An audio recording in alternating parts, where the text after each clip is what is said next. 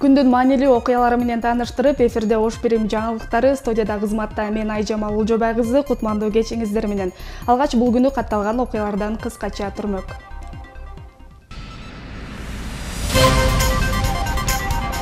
Үңкүр тоо телемунаранын 4 адисин Өзбекстандын милиция бөлүмүнө алып кирип кетишти. Мамлекет эми кандай чара көрөт? Өкмөт башчысы ипотекалык насыянын үстөк пайызын 10%га төмөндөтүүнү сунуштады. Максат ишке ашабы. Ош шаардык кеңеши Айтмамат Кадырбаевдин иш планын кабыл алды. Жаңы пландын өзгөчөлүгү барбы? Бул жылы помидордун баасы кымбат. Ага эмне себеп болууда?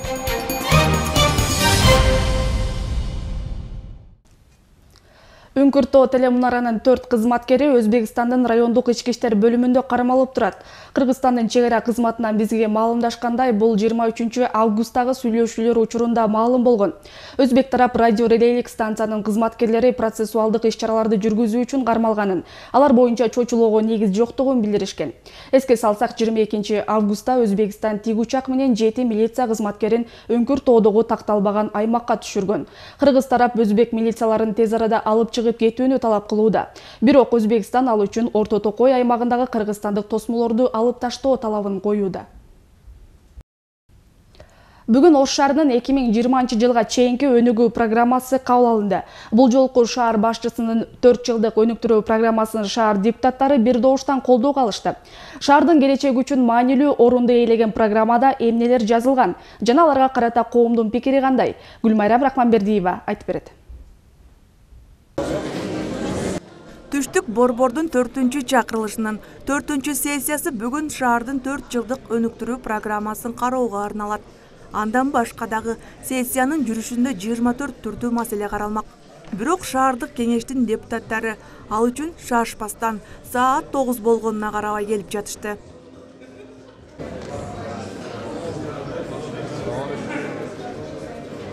Эки миң 16-2020 жылдар аралыгында шаар үчүн аткарылуучу программада бардык тармактарды өнүктүрүү максаттары коюлган. Экономика, ишмердүүлүк, курулуш, билим берүү, спорт, маданият жана башка тармактарды өнүктүрүү жолдору көрсөтүлүп, тиешелүү тармактын өкүлдөрү менен кошо талкууларга коюлуп келген. Ага ылайык баарына керектелүүчү каражат дагы такталган. Жалпы программаны тамчылоого 12 миллиард 889 миллион сом акча каражаты жумшалат. Анын ичинен 1 миллиард 13 миллион сом жергиликтүү бюджеттен, 1 миллиард 694 миллион сом республикалык бюджеттен бөлүнөр пландаштырылган, ал эми 9 миллиард 432 миллион сом инвестициялар тартылышы пландаштырылган. Жыйындын жүрүшүндө билим берүү жаатындагы бир топ көйгөйлөр, бала бакча жетишсиздиги, мектептердин абалы, курулуш жаатында көйгөйлөр айтылып, эл өкүлдөрү шаар башчысына кайрылышты. 4-чү Актилек аймактык кеңеш боюнча Черемушка микрорайонунда 2000ден ашык адам жашайт. Аны ошол жерде сайтик маселеси чечилбейт. Курманчалдарга 2 аймактык кеңешинде бир бала бакча салынат. Арек айылындагы эски мектептин орду капиталдык ремонту өтүлүп бала бакча болот. Мындан ары Ош шаарынын мэриясынын бала бакча салынат. Ар кандай пикирлерге карабай, учурда кабыл алынган программа бардык тармактарды камтып, дурус жазылгандыгын шаар депутаттары айтышып, колдоого алышты. Бул өткөн жылдарда кабыл алынган программага караганда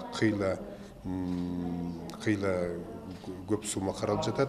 Бул жерде көп тармактар боюнча каралды да, социалдык тармактар, туризм тармагы, архитектура курулуш тармагы. Кече өзүңөргө маалым болгондой, жакын арада Ош шаарынын генеральный планы кабыл алынды. Генеральный планындагы бул жерде кеңири каралыптыр. Анткени менен кабыл алынган программанын артыкчылык менен кемчиликтерин баса айтып чыгып, өздөрүнүн пикирлерин билдиришкендер дагы жок эмес. Экономика боюнча серепчи Эркин Абдразаковдун пикиринде дагы кошумчалап тактай турган көйгөйлөр бар. Коюлуп аткан максаттарды кайсы булактардан кандай мезгилге чейин аткарабыз деп ошо элге тагдана көрсөтпөсө болмок. Демек, Улуу жибек жолунун доктринасына ылайык бул кандайдыр бир инвесторлор келет, мына ишкана келип, мындай бир ишканаларды куруп берет деген маселени кошо конкреттүү сунуш менен киргизсе, бул элге дынанымдуу болмок. Серепчилердин айтымында каржы маселеси да мыкты аныкталбай калган. Керектелүүчү каражаттын 25% гана жергиликтүү жана мамлекеттик бюджеттен алынса, калган 75%-ын чет элдик донорлор каржылашы. Бул толук мүмкүн эмес. Biz özümüzdün kıla turgan işimizdi başka biri kılıp berет деп мечта катары жазып койгонубуз туура эмес. Кийиз кимдики болсо билеги ошонуку. Ошон үчүн мен ойлойм көбүрөөк şu жамааттардын мына жергиликтүү элдин потенциалын колдонуп, анан өзүбүздүн деле уул кыздарыбыз, мыктыларыбыз чет жакта иштеп жүргөн, акчасын каяка салышты билбей жүргөндөр бар. Жакын деле форум болуп өттү, мекендештер өздөрү айтышты. Каяка жумшаш эмнени айтып, толук бир жакшы долбоорлор болсо биз дагы катышып, şu өлкөбүзгө жардам бергенге мүмкүнчүлүгүбүз бар деп. Демек, кандай пикирлер айтылбасын, Түштүк борбордо 4 жыл аралыгында аткарылуучу иштер аныкталып калды. Ош шаары 2020 жылы кандай болот? Дал ушул багытты карай. Экономикалык, социалдык курулуш, дегеле билим берүү жаатындагы өнүктүрүү программасы бүгүн шаардык кеңеш депутаттары тарабынан бекитилди. Кабыл алынган программа канчалык деңгээлде иш жүзүнө ашат, аны убакыт көрсөтөт. Гүлмайрам Рахманбедиева, Мирлан Ормонов, Ош Пирим жаңылыктары. Мындан 2 ай мурун Курманжандатка аймактык кеңештин Касымов көчөсүндөгү номер 44-үйү толугу менен күйүп кеткен. Телсиз жоодон жабыркаган Абсатаровдун үй бүлөсүнөн кабар алуу максатында биздин чыгармачыл топ барып жеринен таанышып, алардын үнүн элге жана жергиликтүү бийлик өкүлдөрүнө жеткирген элек. Маалымат тарагандан кийин аталган үй бүлөнүн абалы кандай болуп өзгөрдү? Кесиптешим Бекназар Абдыкасымов кабар алган. Көз ачып жумганча үйдөгү буюм тыйымдарынын баарынан айрылдым деген Ташбек Абсатаров өрт түнкү саат 1 чамасында чыкканын айтат. Ашканадан чыккан өрт кыска аралыкта 4 бөлмөлүү үйдүн баарын каптаганга үлгүргөн. Бул аралыкта үй ээси экинчи топтогу мүмкүнчүлүгү чектелген аялын, кызын жана 2 небересин эшикке алып чыгууга араң үлгүргөн. Бар жок эле бар иде. Заманбап эч нерсем калган жок.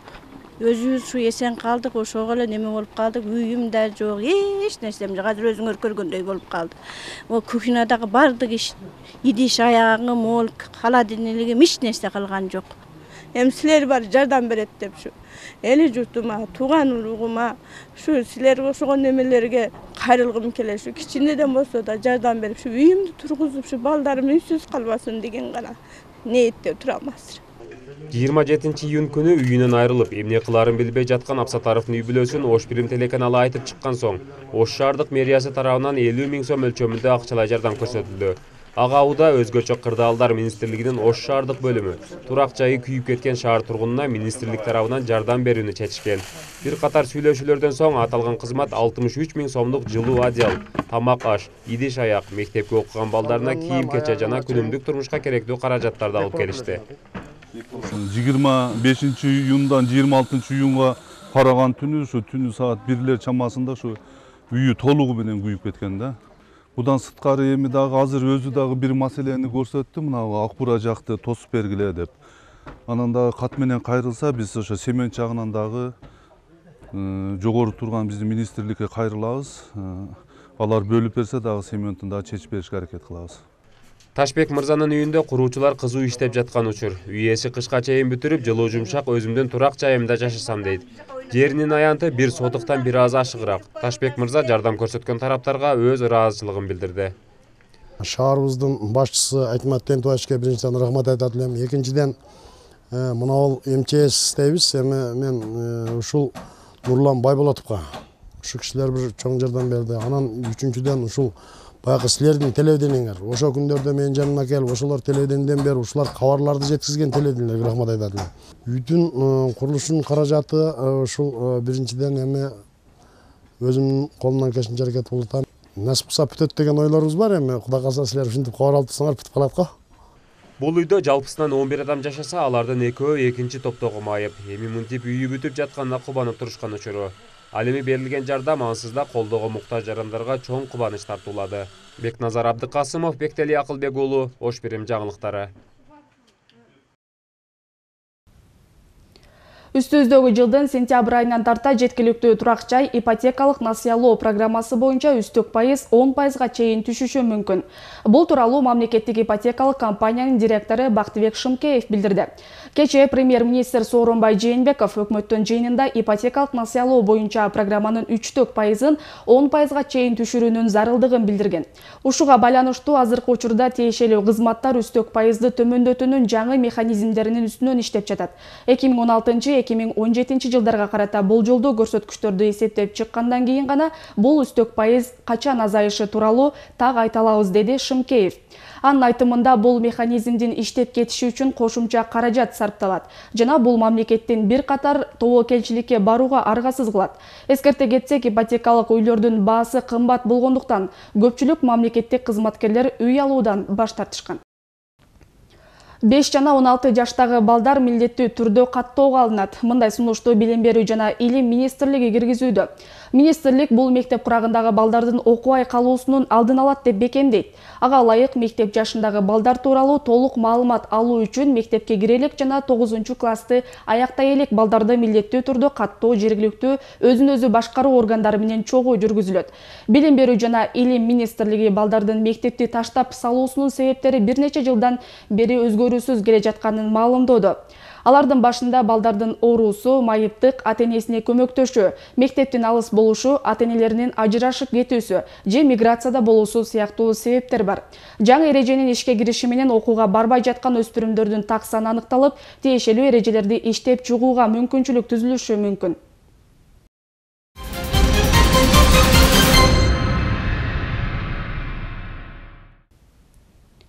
Эми Ош шаарындагы коомдук транспорттордо кыргыз классикалык музыкалары, патриоттук ырлары жаңырып турат. Бул максатта бүгүн Атайын шаардын социалдык өнүктүрүү бөлүмү эл аралык уюмдар менен биргеликте шаардагы бардык коомдук транспорттордун айдоочуларына атайын 500 флешка, 400 диск тапшырды. Маданият жана тарых жылына карата эгемендүүлүк күнүн отурулай уюштурулган иш-чара жүргүнчүлөргө руханий баалуулуктарды тартуулоого чоң өбөлгө. Демирге шаардагы жаштарга жана келген конокторго мыкты музыкалык маанай тартуулап, элибиздин маданиятын көтөрүүгө салым кошот деп ишенишет уюштуруучулар. Мындан сырткары атайын окуу өткөрүлөт айдоочуларга, кандай маданияттуу тейлөө, кантип музыканы угузуу зарыл, балдарды кантип алып кетиш керек, жүргүнчүлөргө жалпы эле ошол маданий тейлөө боюнча окуу өткөрүлүп туруп анан тапшырылат. Бул биздин Ош шаарынын тургундарынын ошол транспорт каражаттарында бара жатканда маданий эс алуусуна да өбөлгө түзөт. Ошондой эле дүйнөлүк классиканын үлгүлөрүн кайрадан эстөө, аны билүү, кулагына сиңдирүү өсүп келе жаткан уунга ошол максаттарда уюштурулат. Бүгүн Ош шаардык мүмкүнчүлүгү чектелген балдарды реабилитациялоо борборунда кайдыгер болбо кайрымдуу бол аттуу марафон болуп өттү. Ага Ош шаары жана облустагы мүмкүнчүлүгү чектелген 6 жаштан 16 жашка чейинки 70ке жакын балдар катышты. Марафонго шаардык мэриясы жана калаадагы бир катар мекеме жетекчилери чакырылган. Уюштуруучулар билдиргендей, иш-чарадан түшкөн акчага реабилитациялоо борборундагы балдарды суу менен дарылоочу атайын жабдыктары сатылып алынат. Негизги иш-чара Кыргыз мамлекетибиздин эгемендүүлүгүнүн 25 жылдыгына арналып атат. Ушул биз эгемендүүлүккө арнап биздин дагы өзгөчө балдарыбыз өздөрүнүн таланттарын көрсөтсөк деген мааниде болуп жатат.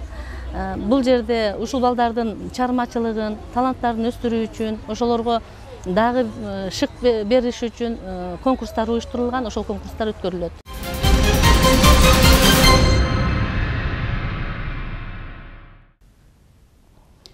Түшүмү мол күз айы болгонуна карабай, базарда жашылча жемиштердин баасы өсүүдө. Өзгөчө учурда талап көп болгон помидор былтыркы жылга салыштырмалуу 2 эсеге кымбаттаган. Жергиликтүү дыйкандар помидордун түшүмү азайып, сапаты начарлаганын айтып түйшүлсө, кардарлар болсо баанын өсүшүнө нааразы. Коомчулукта кызуу талкууну жараткан помидордун баасын жергиликтүү бийлик көзөмөлгө алабы? Кесиптешим Айгүмүш Зайырбек кызы кызыгып көргөн. Күздүн келиши менен кышкы салаттарды жауу үчүн жашылча жемиштерди сатып алууну көздөгөндөр арбын. Бирок өткөн жылга салыштырмалуу помидордун баасынын 2 эсе кымбат болгону көпчүлүктү денароо кылууда. Помидор сатып алуу үчүн Атайын Ош шаарындагы Тешикташ базарына келген Бурайла Султанова да чоң базарды кыдырып, сапаттуу помидор таппаган аз келгенсип, анын баасынын кескин өскөнүнө нааразы. Чириктери көп, жакшы пышпагандай, жылдагыдай жакшы эмес экен да. Баары бир алышка туура келет да, алабыз да. Помидорго болгон баанын өсүшүнө эмне себеп? Көпчүлүккө маалым эмес. Айрымдар буга жашылча жемишке болгон суроо талаптын көптүгү себептесе, башкалары бул жылы помидорго массалык түрдө оору жуккандыгын айтышат. Былтыр помидор 5 сомдон болгон, түшүмү жакшы болгон. Бул эле куртка байланыштуу. Түшүм азыраак, бирок акчасы жакшы. 30 сомдон сатып атабыз. Алып сатарлар ушун курт биз кол күчүм сатып беребиз. Алып сатарлар ушу куртунан кыйналып атат. Олар алыш кыйын болууда. Курт жеген, буларда курт жок, тазасы. Курт жегендер уже базарга сатылбайт. Тартпайт аны. Ал эми дыйкандар помидордун кымбат болушуна бул жылкы түшүмдүүлүктүн төмөндүүлүгү таасир эткендигин айтышат. Массалык түрдө помидорлорго оорунун жугушу менен түшүмдүүлүк гана азайбастан сапаты да начарлаган. Андыктан базарда помидордун баасы жогору экендиги дыйкандардын жакшы киреше тапкандыгы эмес, тескерисинче алардын чыгашага учурагандыгынын далили дешет жер иштеткендер. 2-3 жыл даарладык болбоду. Помидорлорду курт жеп, жалбырактары салафан болуп калды. Агро магазиндан даарап келдик, даарилердин да таасир кылбай калды кыскасы. Эми мына көзүңөр көрүп турасыңар, ушу 25 сотук жерден мына 1,5 челек болсо 4 челектен гана помидор терип атабыз. Жылда бир агатыбыздан жарым неме тергенде эле неме болуп калчу эле. Мен эмес, бардык дыйкандар дагы ушинтип атат эми. Бир гана мен эмес, гектар эккендер деле бар. Ушу мамлекет тарабынан бир да жардам берген жок. Дары жер айдагандан, анан азот болсо дары немелерден дагы да жер семиткизүүнү жардам берген жок. Мынтип дыйкандар көңүлүнө көк таштай тийген көйгөйүн айтып жатканы менен өкмөттүн Ош облусундагы ыйгарым укуктуу өкүлүнүн айыл чарба жана экология секторунун башчысы бул маселе тууралуу кабарсыз экенин, эч бир арыз түшпөгөнүн маалымдады. Помидор боюнча бүгүнкү күндө бизде эч кандай арыздар жок. Эми помидорду быйылкы жылы өзү погода дагы көрүп атасыңар, бир ысык, бир суук болуп туруп, ошонун натыйжасында деле баягындай курт кумуска көп деле түшкүдөй болуп атты да, менин оюмча. Себеби жетишерлүү деңгээлде биздин өсүмдүктөрдү коргоо инспекциясы бул боюнча күрөштөр жүргүзүп атат. Адистер өз ишибизди катырып жатабыз дегени менен дыйкандардын көйгөйү чечилбей келет. Карапайым калк бир канча убакыттан бери помидордун сапаты түшүп, кымбаттап жаткандыгын какшап айтып келсе да, эмнегедир тиешелүү кызматтагылар ушул күнгө чейин маселени чечүүгө аракет жасабаптыр. Эми кылган мээнети текке кетип, пайдасын көрбөй зыянына учураган дыйкандардын үнүн тиешелүү кызматтагылар колго алышабы, же кимдир бирөөдөн арыз күтүп отура беришеби, аны убакыт көрсөтөт. Айгүмүш Зайырбек кызы, Самат Сайдамат уулу, Ош Пирим жаңылыктары. Ал эми азыр кезекте дүйнөдө болуп жаткан соңку жаңылыктарга беребиз.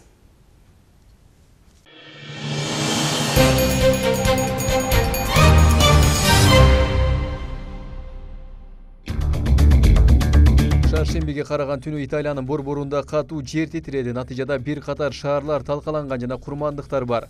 BBC маалымдагандай анын күчү 6,4 баллга жеткен. Зилзала Рим шаарына жакын жердеги 4 чакырым жердин түбүндө болгон. Азырынча андан абут болгон жана жаракат алгандардын саны так белгисиз.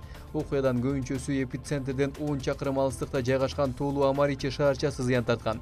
Аталган шаарчанын мэри Аматриче Серджо Пироци билдиргендей, шаарчанын жарымы кыйраган жана уранды астында калган адамдар да жок эмес. Учурда телефондук байланыш жарыктык үзгүлтүккө учураган жана шаарда газ түтүкчөлөрү жарылган. Түркиянын атайын даярдыктагы жөө аскерлери Сириянын аймагына киришти. Алар террористтик топтон Сириянын Жараблус шаарын бошоткону кирип барышкан. Мурдараак түрк армиясы учактардын жардамында ал шаарды бошотуу жарыяны баштаганын тууралуу маалымат тараган. Жергиликтүү Daily Sabah гезити маалымдагандай, Түркиянын тышкы иштер министри Мевлют Чавушоглу түрк бийлиги Сириянын аталган шаарын бошотуу үчүн болгон жардамын аябай тургандыгын билдирген. Ал ортодо АКШда түрк бийлиги колдоп жаткан сириялык көтөрүлүшчүлөргө аскердик жардам көрсөтүү жагын карап жатышат. Шаршембиде Түндүк Корея суу алдында орун алган кемеден баллистикалык ракетасын учурду. Ракета өлкөнүн чыгыш жээгинде жайгашкан аскер объектисинен Жапония тарапты көздөй кое берилди. Америка жана Түштүк Кореянын маалыматы боюнча ракета 500 чакырым учуп барып сууга кулаган. Бул сыноо суу алдында жайгашкан ракеталарды иштеп чыгуудагы жетишкендиктен кабар берерин Reuters агенттигине Түштүк Кореянын өкүлдөрү билдирди. Буга чейин эки сыноодо ракеталар учпай эле дароо сууга түшүп калышкан болчу. Түштүк Корея жана Жапония ракета сыноосун айыптады. Жапония премьер-министри Синдзо Абе Түндүк Корея мындай кадам менен анын өлкөсүнө коркунуч жаратып жатканын айтты. 2 күн мурун АКШ жана Түштүк Корея жыл сайын өтүүчү биргелешкен машыгууларын баштаган. Муну Түндүк Корея кол салууга аракет катары баалаган. Вашингтон НАТО боюнча өнөктөштөрүн коргоо жөнүндөгү милдеттенмелеринен баш тартпайт. Бул тууралуу АКШнын вице-президенти Джо Байден Ригада сөз сүйлөп жатып билдирди. Байден кечээ Эстония, Латвия жана Литванын Республикачылар партиясынан президенттикке талапкер Дональд Трамптын айткандарына көңүл бурбоого чакырды.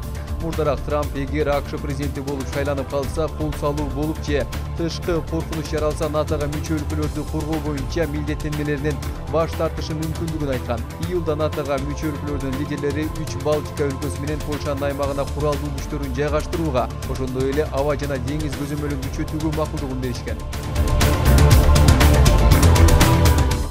Рио Олимпиадасынан бир да медаль утпай келген түркмөн спортчулары мекенине кайтканда президенттен жеме укту. Бардык шартты түзүп берсек да улуттун ишенимин актабай койдуңар деп президент Курбангулу Бердимухамедов спорт комитетинин башчысынын жемелеп жатканын мамлекеттик телеканалдар көрсөттү. Рио Олимпиадасына Түркмөнстан 9 спортчусун жөнөткөн. Алардын бири да медаль алган жок. Өлкө башчы эгер кемчиликтер жоюлбаса спорт комитетинин башчысын жумуштан бошоторун эскертти. 2012-жылы Лондондо өткөн буга чейинки жайкы Олимпиадада Түркмөнстан үчүн ийгиликсиз аяктаганда президент спорттук мекеменин ошол кездеги жетекчисин иштен алган болчу. 2017-жылдын сентябрда Түркмөнстанда Азия оюндары өтөт. Бул иш-чарага даярдык көрүп, Бердимухамедов учурда миллиарддаган акчага спорттук имараттарды курдурууда.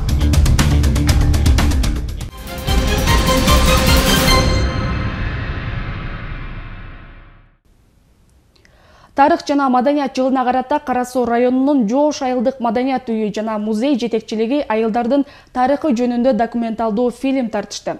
Анда негизинен айылдын тарыхы жана түзүлүшү жөнүндө тартылган. Бүгүнкү күндө бул фильм ар бир айылдарда тартылып бүттү. Эми монтаждоо иштери бүткөн соң Маданият жана туризм министрлигине жөнөтүлөт. Бул демилгеге карапайым калк жана маданият кызматкерлери бир жакадан баш, бир жеңден кол чыгарып, демөөрчүлүк кызматын көрсөтүшкөн. Каржылоого мамлекеттик жана жергиликтүү бюджеттен эч кандай акча каражаты бөлүнүп берилген эмес. Анткени менен жергиликтүү активдердин жардамында даярдалган тасманы каалагандар Бишкек шаарындагы жана Жоош айылындагы музейлерден көрө алса болот. Жоош айыл өкмөтүндөгү 13 айылдын тарыхый таспасын тартууну пландаганбыз. Ошол негизги максатыбыз ошол биздин өчүп бараткан кыргыздын үрп адат, када салты, маданий, ошондой эле тамак аштары жылдан жылга өчүп баратканына байланыштуу биз ушуну сактап калуу максатында ушул тарыхый кинону тартып, тарых жана тарых музейине сактап калууну чечтик. Бул таспа тартылып бүткөндөн кийин Маданият жана туризм министрлигине Бишкекке музейге жиберилет. Андан соң өзүбүздүн тарых музейге сакталат. Кытайдан келген кербен көчмөндөр оюнуна катышат. Кытайдан келген маданият жана шериктештик кербенин Кыргызстандын аймагында Чүйдөгү Ленин айылынан баштап Баткен облусуна чейин жолду катар нукура кыргыз жоокерлер коштоп жүрөт. Бул тууралуу Маданият маалымат жана туризм министрлиги билдирди. Конгон жеринде соодагерлер Кытай салты боюнча чай аземдерин өткөрүп турушат. Эң эле салтанаттуусу көчмөндөр оюнунун алкагында кырчын жайлоосуна болоору күтүлүүдө. Төө ат минген орто кылымдын соодагерлери Пекинден 2014-жылы чыккан. Сапардын акыркы чекити Рим шаарыны болуп эсептелет. Ал жака кербен жибек жолу менен 2019-жылы жетери күтүлүүдө. Ош облусунун чыгармачыл жамааты 3-8 чейин болуучу экинчи дүйнөлүк көчмөндөр оюнуна даяр. Учурда Ош облустук драм театрдын кызматкерлери тарыхый окуяларды чагылдырган сахналык көрүнүштөрдүн акыркы даярдыктарын көрүшүүдө. Республика боюнча маданият кызматкерлеринин ортосунда атайын сынак уюштурулгандыктан бул жылы Ош шаары өзүнчө, Ош облусу өзүнчө команда болуп барышат. Биринчи дүйнөлүк көчмөндөр оюнунда Ош облусуна чач өрүү жана шаарда хан көтөрүү сыяктуу тапшырмалар берилген. Уюштуруучулар мурунку каталарды эсепке алып, бул жылы даярдыктар мыкты деңгээлде экендигин билдиришет. Актер, актрисалардын баары Ош улуттук драм театрынын кызматкерлери. Жакында чыгармачыл топ Ысык көл облусундагы Кырчын жайлоосуна жол алышат. Негизинен бизге ушул Ошко бөлүнгөнү, даткалардын ишмердүүлүгүн көрсөтүү, анан када салт боюнча күйөөлөп баруу, сөйкө салуу, кудалашуу. Ушул боюнча жалпылай эки теманын үстүндө иштеп аткан учурубуз. Эми азыр мактаныштын деле кажети жок. Ар бир иштин артында, ар бир даярдалган нерсенин артында көптөгөн мээнеттер жатат. Ошол мээнеттердин эми акыбети кайтса экен, ийгиликтер болуп келсе экен деген бир жакшы үмүт тилектер менен азыр камданып жаткан учурубуз. Мына ушундай жаңылыктардан соң бүгүнкү чыгарылышыбызды жыйынтыктайбыз. Алдыда аба ырайы тууралуу маалымат менен тааныша аласыздар. Эске сала кетсем, ушул жана башка кабарларды Ош Бирим Чекит KG сайтынан да таап көрсөңүздөр болот. Мен сиздер менен коштошом. Көрүшкөнчө аман болуңуздар.